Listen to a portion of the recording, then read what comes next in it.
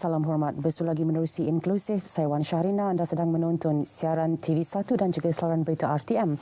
Dan menerusi Inklusif malam ini, kita bersama-sama dengan Yang Berhormat Datuk Seri Hamzah Zainuddin, Menteri Dalam Negeri. Terima kasih Datuk Seri kerana bersama-sama kami. Sama pada RTM. Ya, Datuk Seri. Sejak COVID-19 melanda negara dan Perintah Kawalan Pergerakan dikenakan kepada kita bermula Mac 2020, antara perkara yang disebutkan menjadi belenggu kepada rakyat ialah kekurangan tenaga kerja asing dalam pelbagai sektor pekerjaan.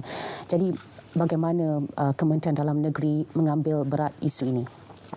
Pertamanya, bila kita sebut tentang tenaga kerja, ia bukan di bawah kementerian saya, dia di bawah Kementerian Sumber Manusia. Tapi oleh kerana kedudukan kementerian yang nak menentukan kemasukan pekerja daripada luar, maka itu di bawah kementerian saya. Ianya terbagi kepada pekerja asing, sama ada ia sudah pun dapat permit ataupun mereka yang belum dapat permit. Maknanya kita namakan mereka pekerja asing tanpa izin parti, yang selama ini banyak dibicarakan dalam social media sebagai contoh. Itu adalah sesuatu perkara yang harus kita selesaikan, kerana apabila waktu pandemik inilah masanya untuk kita menentukan bahawa pekerja yang ada, sama ada pekerja itu warga negara ataupun bukan warga negara, biarlah mereka itu benar-benar mempunyai dokumen yang sah. Daripada itu, kita bersyukur pada Allah SWT kerana Kabinet telah pun mengambil satu pendekatan baru supaya semua mereka yang berada dalam negara kita, terutama pekerja-pekerja asing tadi, harus didaftarkan. Maka kita ada unjurkan satu program yang kita namakan program rekalibrasi pekerja asing. Program itu kita berikan kepada dua. Satu, kepada mereka yang mahu memohon semula untuk bekerja dalam negara, dan satu lagi, pekerja asing yang mahu pulang ke luar negara, ke negara mereka. Ini yang telah pun kita lakukan. Dan di situlah di mana letaknya kementerian saya untuk membantu banyak daripada majikan-majikan yang perlukan pekerja-pekerja. Alhamdulillah, di situ kita telah pun mengumumkan dan mendapat pendaftaran yang agak banyak. Mereka yang masih lagi aktif dalam negara kita, maksud saya warga asing yang bekerja, hampir 1.2 juta semuanya. Itu yang aktif. Maknanya yang masih mempunyai PLKS, Pas Lawatan Kerja Sementara. Itu kita berikan dan ada aktif 1.2 juta. Hampir 1.2 juta semuanya. Maka selalunya kita mempunyai pekerja dalam negara, terutama pekerja asing, berjumlah melebihi 2 juta. Ada satu ketiga sehingga 3 juta dan selalunya average 2.5 juta pekerja asing yang ada.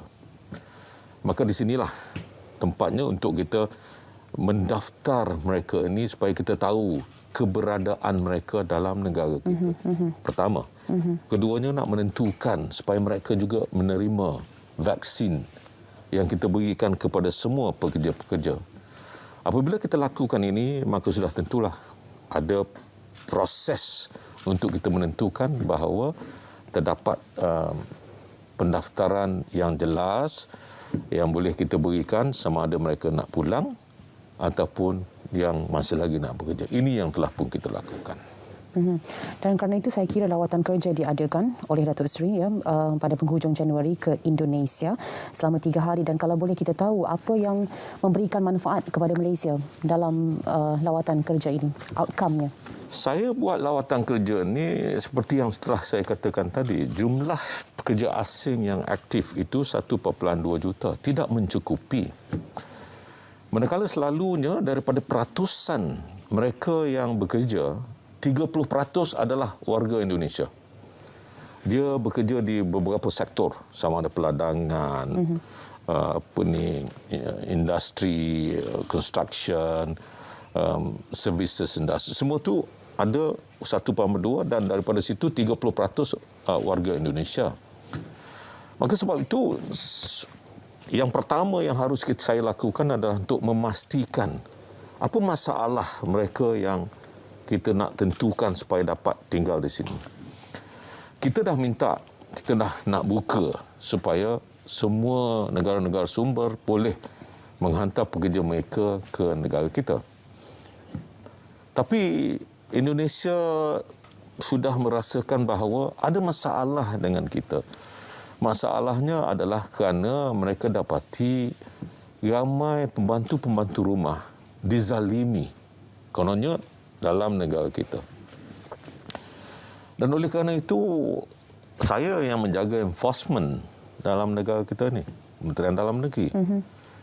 Kita jaga polis Diraja Malaysia, kita jaga immigration. Dua ini adalah dua agensi yang terbabit secara langsung untuk memastikan bahawa mereka daripada warga asing yang nak bekerja dalam negara ini pasti merasakan mereka selesa, selamat hidup dalam negara. Jadi apabila Datuk Seri Saravanan, Menteri Sumber Manusia, telah pun mengatur satu perjumpaan dengan Menteri Sumber Manusia di Indonesia, fokus mereka adalah selesaikan dahulu masalah pembantu rumah Indonesia dalam negara kita, di Malaysia. Soal keselamatan mereka. Soal keselamatan mereka. Maka sebab itu saya terpaksa. Dan kunjungan saya ke sana, saya berjumpa pertama Menteri Dalam Negeri mereka, iaitu Bapa Tito sendiri. Kedua, saya jumpa dengan Menteri Kelautan, kerana dia juga yang menjaga laut, sempadan laut, terutama di Selat Melaka tu banyak perkara yang harus kita selesaikan. Dan ketiga dengan Ibu Ida Fauziah, Menteri Sumber Manusia itu sendiri. Dalam lawatan kerja saya ini, pertama saya jelaskan isu tentang pembantu rumah tadi. Apa masalah pembantu rumah yang ada dalam negara kita ini? Mereka tinggal bersendirian di rumah itu, di rumah majikan mereka. Jadi sama ada majikan itu menzalimi ataupun tidak siapa yang tahu. Yang tahu hanya majikan dan pembantu rumah itu sendiri. Jadi bagaimana kita nak memastikan bahawa mereka ini selamat, hidup selesa. Jadi harus ada perbincangan sama ada bermulanya mereka apabila nak meninggalkan negara mereka sendiri ke negara kita ni, harus ada kepastian bahawa kita tahu, bukan hanya tahu siapa majikannya, tetapi kita juga kena tahu tahap mana pembantu ini sebenarnya yang sudah pun dilatih. Kadang-kadang ada di situlah kekhilafannya apabila majikan merasakan dia tertipu. Ya. Ambil orang datang bekerja dengan kita, tapi orang ni tak tahu apa langsung. Dia lah nak mengajar. Kalau dia nak mengajar, dia dah tak ada masa. Dia nak, kalau boleh orang tu dah betul-betul tahu mahir bagaimana nak menjadi pembantu rumah. Itu satu contoh yang harus kita selesaikan bersama dahulu. Kedua, untuk menjaga keselamatan, saya juga nak melihat supaya mereka ini tidak dizalimi oleh majikan. Betul ada yang berlaku, tetapi tidaklah besar. Peratusannya amat begitu kecil. Kalau dibandingkan pembantu rumah yang ada seluruhannya, bukan hanya daripada Indonesia, hanya 90,000 sahaja. Jadi kalau daripada 90,000, masalah yang timbul selama ini hanya lebih kurang 150, tidaklah besar dari segi peratusannya. Walau bagaimanapun, ianya masih lagi ada. Betul. Kezaliman itu masih lagi berlaku. Maka sebab itu, kita tidak mahu perkara ini berlaku kerana imej pertama. Kedua, kerana persahabatan kita telah pun menjalin hubungan yang begitu rapat di antara Indonesia dan Malaysia. Jadi saya nak selesaikan supaya semua ini dapat kepastian. Saya tidak mahu sebagai contoh, dia masuk sebagai pembantu rumah, tapi mereka diguna oleh majikan untuk bawa ke restoran, kadang-kadang buat kerja lain luar daripada rumah. Itu semua tidak sepatutnya berlaku. Jadi macam mana kita nak tahu? Kalau kita lah orang biasa, kita tengok, kita tak pasti sama ada dia ni sebenarnya pembantu rumah ataupun kerja di restoran. Ini semua perkara-perkara yang harus kita selesaikan di antara Malaysia dan Indonesia. Maka itulah perbincangan yang saya lakukan, dan mereka bersetuju untuk menubuhkan jawatan kuasa di peringkat mereka. Dan saya sudah ada jawatan kuasa bersama antara saya dan Datuk Seri Saravanan. Mereka akan tubuhkan, kita nak khusus. Kalau contohnya pasport, yang datang masuk ke Malaysia ini sebagai pembantu rumah, dia tak pakai pasport biasa. Dia hanya pakai pasport yang hanya boleh diterima oleh kedua-dua negara. Mungkin pasportnya berbeza daripada apa yang ada. Inilah perbincangan yang kita lakukan bersama. Jadi Datuk nak mengatakan bahawa setakat ini yang ada hanyalah baru sekadar perbincangan ataupun bagaimana, Datuk Seri? Kita nak selesaikan dalam secepat mungkin. Kita bagi tempoh sehingga bulan Mac ini harus kita selesaikan. Perbincangan dah buat, mereka pun dah bersetuju, cuma dia kena ada endorsement dalam kabinet, sebab itu dia ada tubuhkan jawatan kuasa bersama di antara beberapa menteri di sana. Dan sebenarnya saya dan Datuk Seri Saravanan dah bincang. Sebab itu saya boleh mencadangkan kepada Indonesia, ini yang kita nak lakukan. InsyaAllah perkara ini boleh kita selesaikan. Cuma saya minta dengan Indonesia, janganlah sehingga isu pembantu rumah ini selesai, baru kita kena selesaikan pekerja asing untuk sektor lain. Sebab sektor lain sebagai contoh peladangan, tak ada masalahnya, sebab kita dah ada Akta 446, perumahan mereka bagaimana. Dan mereka pun tinggal bersama dengan rakan-rakan mereka yang lain. Jadi tak timbullah majikan nak menzalimi mereka. Kalau ada pun forced labour dan sebagainya, mungkin itu boleh kita senang untuk enforce kerana mereka ramai. Jadi sebab itu Indonesia mahukan supaya saya selesaikan masalah pembantu rumah dahulu. Tapi saya tekankan, sebab kita dah tak boleh tunggu.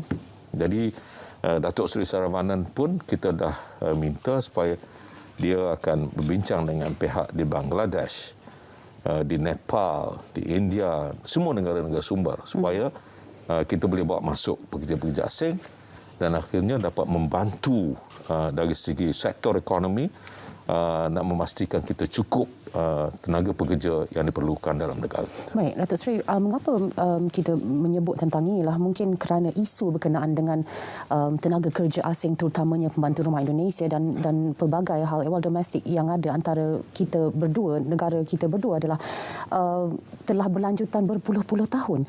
Jadi kalau sekarang kita masih lagi sedang bercakap tentang perbincangan dan penubuhan jawatan kuasa, membuatkan kita terfikir ada sesuatu yang memincangkan pergerakan kita atau memperlahankan kita atau menyebabkan kita bergerak ke belakang sebenarnya. Dari segi sektor pekerja asing yang bukan sebagai pembantu domestik atau pembantu rumah ini, itu sudah boleh kita bawa masuk. Tak timbul masalah ini. Yang timbul masalah ini adalah kerana Indonesia menekankan bahawa beberapa isu, kes-kes yang masih lagi di mahkamah, apa sebabnya perkara ini tak diselesaikan. Itu menjadi tanda-tanda tanya persoalan kepada rakyat mereka di Indonesia. Maka sebab itu kita bincang bagaimana supaya perkara ini tak berlaku. Saya pun dah maklumkan tadi, dari segi peratusannya begitu kecil. Tapi zaman sekarang ini, kecil bagaimana sekalipun, ianya masih lagi boleh diketahui ramai. Sebab itu kita nak selesaikan isu ini. Jadi ini isu yang sebenarnya telah pun menjadi legasi yang begitu lama. Jadi saya mencadangkan beberapa cadangan yang telah pun saya kemukakan. InsyaAllah mereka pun menerima baik, agak positif dengan cadangan yang dikemukakan oleh pihak saya dengan mereka. Jadi isu pembantu rumah ini pada saya kalau dibandingkan dengan jumlah 1.2 atau 2 juta yang kita perlukan, ingat amatlah kecil sekali, hanya 5% daripada keseluruhan jumlah tenaga pekerja asing yang kita perlukan. Okay. Dan ianya bukan datang daripada Indonesia semata-mata ya. Kita juga datang ambil daripada Cambodia, ambil daripada Filipina. Jadi kita nak selesaikan isu ini untuk masa hadapan. Saya kira antara perkara yang mungkin juga merupakan sebahagian daripada penambahbaikan adalah apabila KDN melancarkan e-locker. Tapi April 2021, Datuk Seri telah melancarkan juga satu sistem dinamakan sebagai Sistem Imigresen Bersepadu Nasional untuk menggantikan MyIMM. Jadi apa bezanya? Mengapa kita perlu ada perkara yang hampir sama ataupun ia totally berbeza sebenarnya? Ya, sebenarnya berbeza dengan apa yang kita adakan.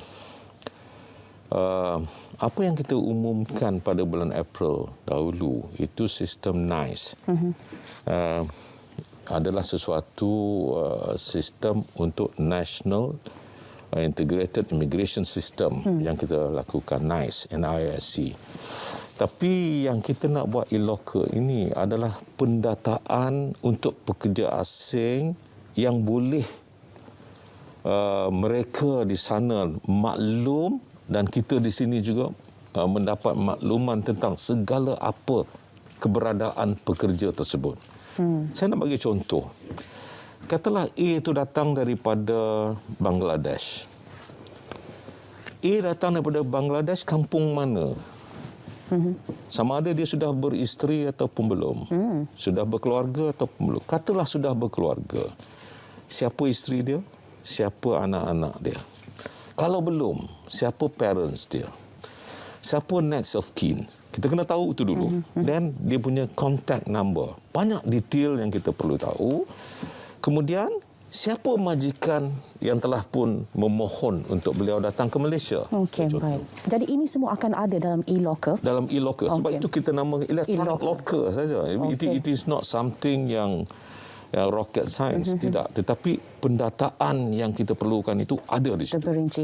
Saya kira ia sangat menarik untuk kita tahu lebih lanjut. Mungkin juga saya menawar apabila bersama-sama dengan Datuk Seri akan boleh bercakap lebih lanjut tentang ini kerana kita sayangnya harus berakhir di sini. Datuk Seri, untuk inklusif sesi yang pertama, terima kasih untuk anda yang setia menonton siaran TV1. Terima kasih Datuk Seri Hamzah Zainuddin, Menteri Dalam Negeri. Jumpa lagi pada siaran yang lain. Saya Wan Syahriah.